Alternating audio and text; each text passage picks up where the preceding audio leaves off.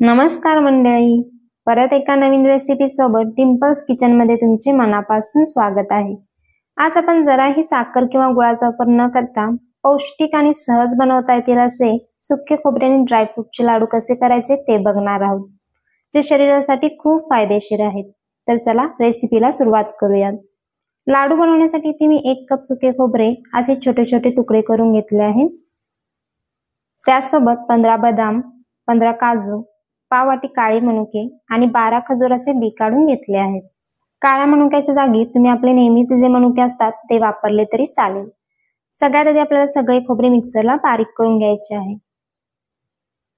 अशा पद्धतीने मी खोबरे बारीक करून घेतले आहे। आता याला दुसऱ्या भांड्यात काढून घेऊ।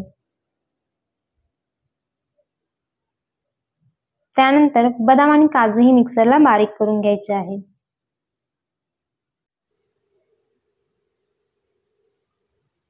बदाम आणि काजू बारीक करून घेतल्यानंतर आता यातच मनुके आणि खजूर घालून परत एकदा मिक्सरला बारीक करून घ्यायचे आहे। खजूर मिक्सरला बारीक करताना पहिल्यांदा थोडा बारीक करा, त्यानंतर मिक्सर बंद करून गरज असल्यास मिश्रण मिक्स करून परत मिक्सर सुरू करून बारीक करून घ्या।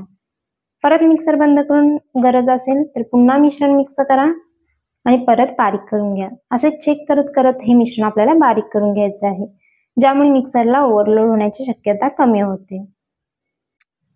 अशा पद्धतीने सगळे ड्रायफ्रुट्स इथे मी असे बारीक करून घेतले आहे।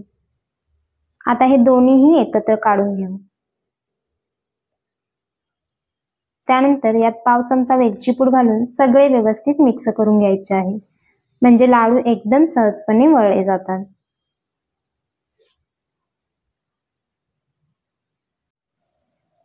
लाडूसाठीचे मिश्रण तयार आहे। आता थोडे मिश्रण घेऊन अशा पद्धतीने लाडू वळून घ्यायचे आहे।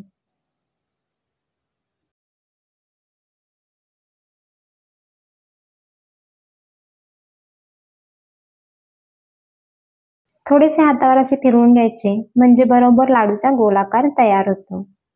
छान असा हा लाडू तयार आहे। सारख्याच पद्धतीने मी बाकीचेही लाडू वळून घेतले आहेत। पौष्टिक असे सुके खोबरे आणि ड्रायफ्रूटचे लाडू तयार आहे। जर तुम्हाला ही रेसिपी आवडली असेल तर लाईक करा, शेअर करा आणि चॅनलला सबस्क्राईब ही करा, ज्यामुळे अशा सोप्या आणि पौष्टिक रेसिपीज तुम्हाला पुढेही बघायला मिळतील। पुन्हा भेटू परत एका नवीन रेसिपी सोबत।